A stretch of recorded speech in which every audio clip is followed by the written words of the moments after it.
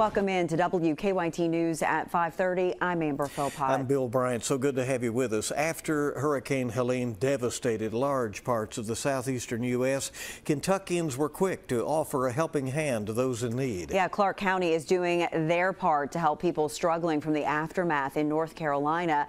WKYT's Maggie Rickerby shows us the donation efforts that these groups are making. It's our top story at 5:30. After Helene, the city of Winchester declared a state of emergency. Now that they're back on their feet, they're collecting donations to help people in North Carolina who are facing damages, flooding, and outages from the storm. Let's collect some things that we know that community's in need of. The Winchester Fire Department is collecting non-perishable items to donate to the community hit hard by the hurricane. Some of those needed items are bottled water, cleaning supplies, food, clothing, diapers, feminine hygiene products, and generators.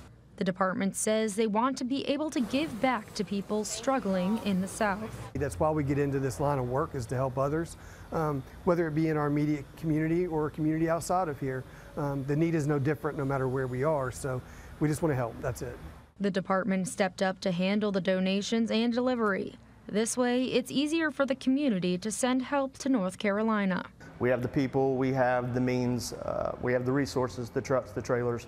So we're just going to kind of handle it all within. We'll be the manpower delivering it to other firemen down there. While the pile is starting small, hoping to see at least one giant full box trailer, maybe multiple, maybe three, whatever the case. The Winchester Fire Department is accepting donations at any 3 of their stations through October 7th during their normal business hours.